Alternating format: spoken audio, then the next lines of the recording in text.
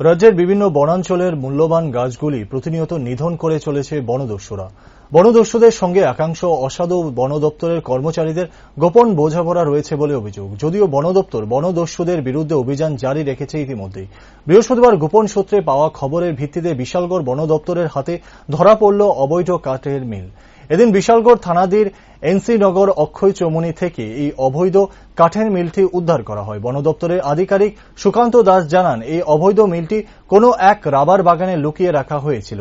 এই অবৈধ মিলটির বাজার মূল্য 1.5 লক্ষ টাকা হবে বলে অনুমান। বাজেয়াপ্ত করা কাঠের মিলটি চরিলাম ফরেস্ট রেঞ্জ অফিসে নিয়ে আসা হয়। বনদস্যুদের বিরুদ্ধে এই ধরনের অভিযান বন দপ্তর সবসময় করবেন বলেও জানান বন দপ্তরের আধিকারিক। প্রসঙ্গত, এই অভিযানে কোনো বনদস্যুকে গ্রেফতার করতে পারেনি বন দপ্তরের কর্মীরা। আমাদের কাছে সকালবেলা একটি খবর এসেছিল যে গতকালকে একটি ইলিগালি সমিল অক্ষয় চৌমুনিতে চলেছিল। তারপর আমরা এটার গোয়েন্দাভাবে খবর রাখি এটা কোথায় রাখা হবে।